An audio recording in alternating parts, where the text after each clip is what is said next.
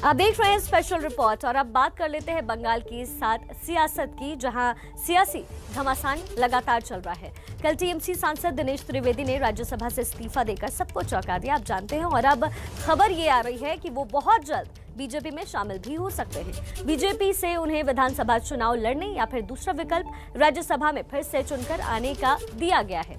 सूत्रों की माने तो अभी 5 और सांसद, साथ ही 30 से 40 विधायक टीएमसी छोड़कर बीजेपी में शामिल हो सकते हैं। तो पार्टी में एक के बाद एक हो रही इस टूट के बीच ममता बनर्जी की चुनौतियां बढ़ती जा रही हैं, लेकिन कहा यह जा रहा है कि शायद दीदी ने अब अपना गेम प्लान ही बदल लिया है। देखिए कैसे।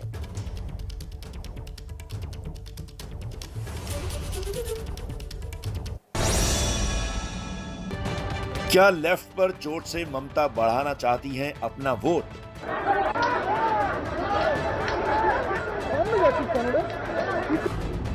क्या लेफ्ट कांग्रेस से ममता की हो गई है मैच फिक्सिंग?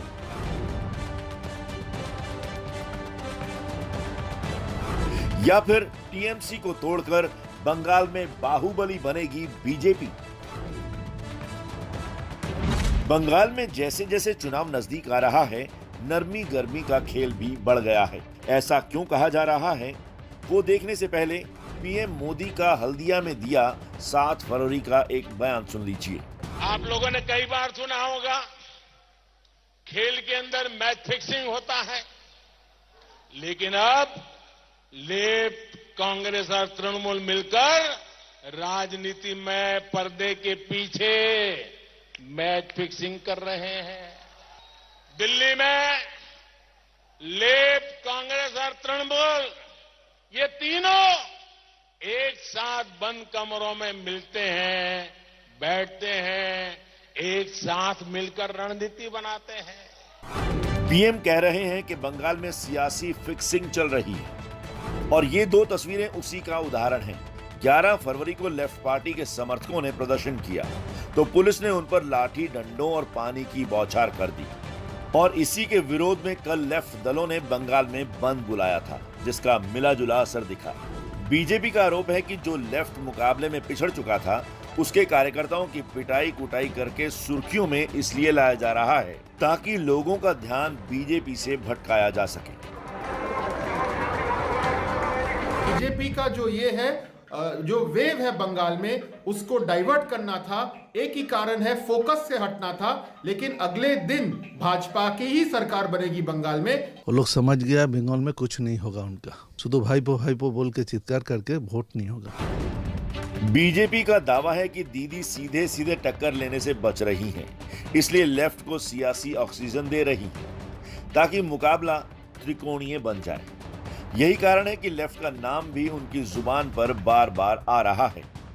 कोई सीट में जीतने वाला नहीं है, थोड़ा थोड़ा सीट में जीतेगा सीपीएम कांग्रेस का। तृणमूल का सीट लेना इतना जल्दीबाजी का काम नहीं है। हालांकि टीएमसी में एक के बाद एक बड़ी सेंधमारी करने वाली बीजेपी जीत को लेकर कॉन्फिडेंस में है, और कल राज्यसभा से दिनेश त्रिवेदी के इस्तीफे ने इस कॉन्फिडेंस को और बढ़ा दिया है।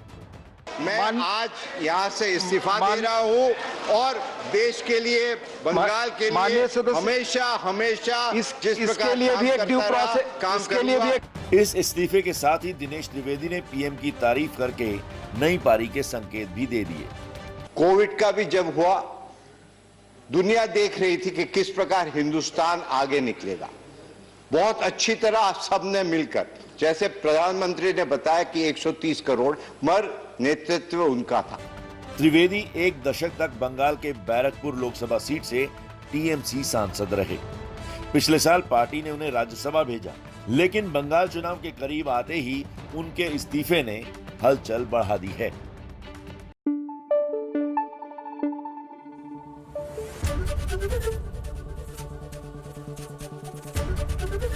एबीपी न्यूज आपको रखे आगे।